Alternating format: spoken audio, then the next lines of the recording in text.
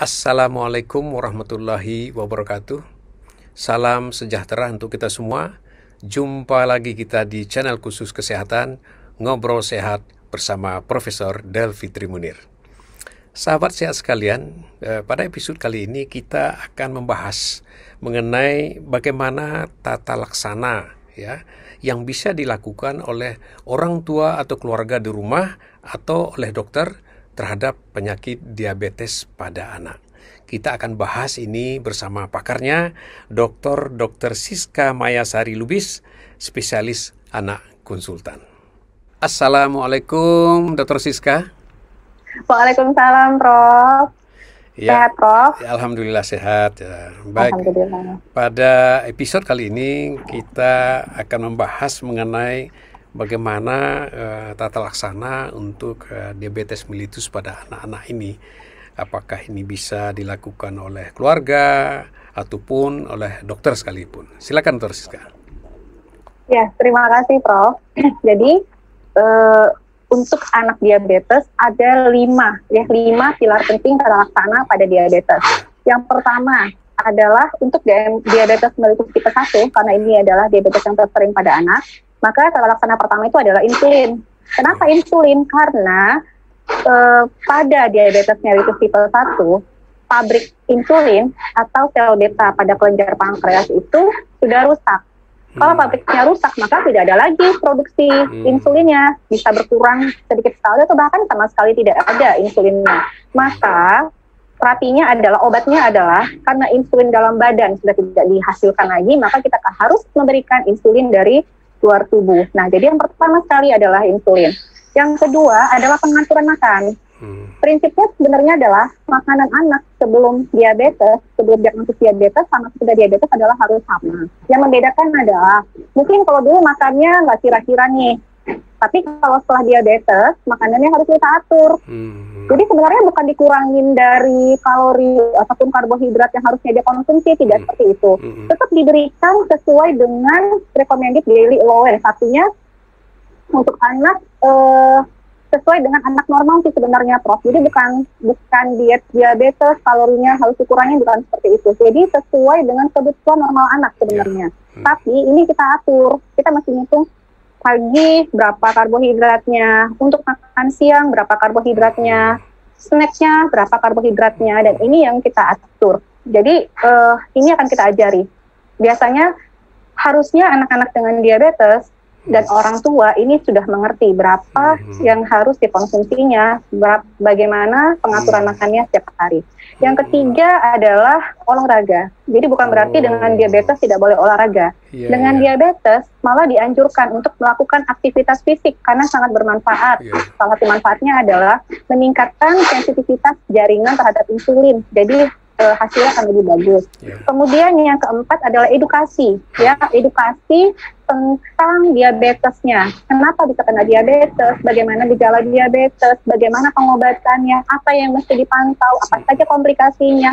Bagaimana mengatasi komplikasinya di rumah? Nah, ini harus kita ajarin. Kemudian bagaimana cara menyuntik insulinnya? Bagaimana cara meriksa gula darah?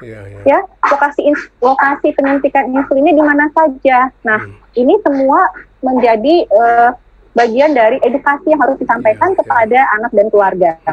Kemudian yang terakhir ini adalah monitoring gula darah, Prof. Jadi anak diabetes wajib untuk periksa gula darah setiap hari, kapan saja. Pemeriksanya sebelum makan. Sebelum makan, berapa kadar gula darahnya? Apakah butuh koreksi untuk gula darahnya yang tinggi? Kemudian 2 jam sesudah makan. Nah, 2 jam sudah makan juga penting. Kita untuk melihat apakah dosis insulinnya cukup, ataukah makanan yang dimakan sudah sesuai dengan yang dihitung. Jadi ada monitoring gula darah, pemantauan gula darah rutin yang harus dilakukan setiap hari. Jadi mereka itu punya rapot, Prof, namanya rapot gula darah yang harus diisi setiap hari. Kemudian pemantauan lagi dengan pemeriksaan kadar HbA1c, Prof. Jadi HbA1c ini bermanfaat untuk dia menggambarkan berapa kadar gula darah rata-rata dalam 3 bulan, Prof. Jadi diperiksanya setiap 3 bulan sekali, Prof. Nah, terus pemantauan lagi adalah pemantauan komplikasi, Prof. Jadi ini adalah tata laksana yang dilakukan pada anak dengan diabetes, Prof. Iya, baik. Kalau untuk tesnya, untuk pemeriksaan gula darah sekarang kan ada yang lebih sederhana, bisa dilakukan di Iya, rumah oleh Prof. orang tua ya. Nah, Iya, kalau Prof. Jadi penyuntikan, mereka itu harus punya, Prof. ya, Harus punya alat untuk cek gula darah, Prof. ya. Nah, kalau penyuntikan insulin ini bagaimana nih? Bagaimana sebaiknya? Kan dilakukan oleh keluarga nih. Iya, Silakan Prof. triknya bagaimana supaya tepat sasaran.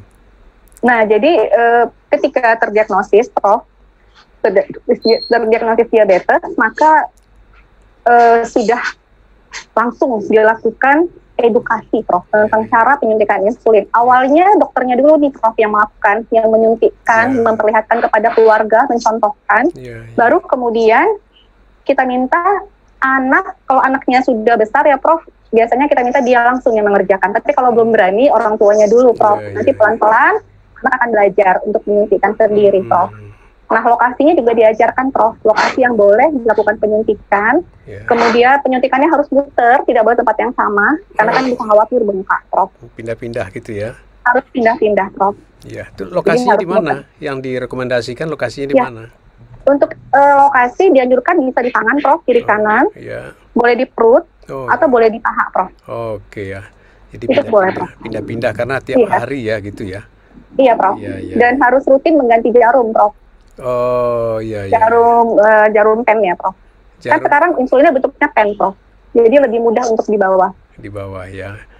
Dibawa ke sekolah bisa, Oh. dibawa liburan misalnya, dibawa Bisa. piknik sama anak. Jadi kita tekankan bahwa sejak dia terdiagnosis, maka pen insulin itu adalah temannya, sahabatnya, Seumur hidup.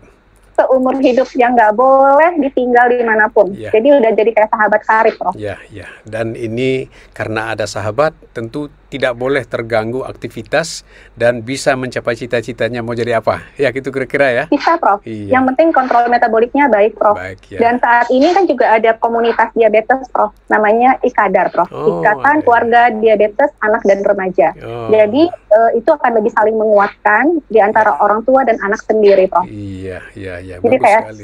support group gitu ya, Prof. Iya, ya, bagus sekali ya. Mudah-mudahan anak-anak kita yang menderita diabetes ini ya bisa terawat dengan baik sehingga pendidikannya Prof. bisa berjalan dengan baik sampai mencapai cita-citanya. Gitu ya, terus Amin, Siska ya. Prof. Insya Allah bisa. Ya, terima kasih Dr. Siska atas keterangannya. Semoga bermanfaat. Salam sehat selalu. Wassalamualaikum warahmatullahi wabarakatuh. Waalaikumsalam warahmatullahi wabarakatuh.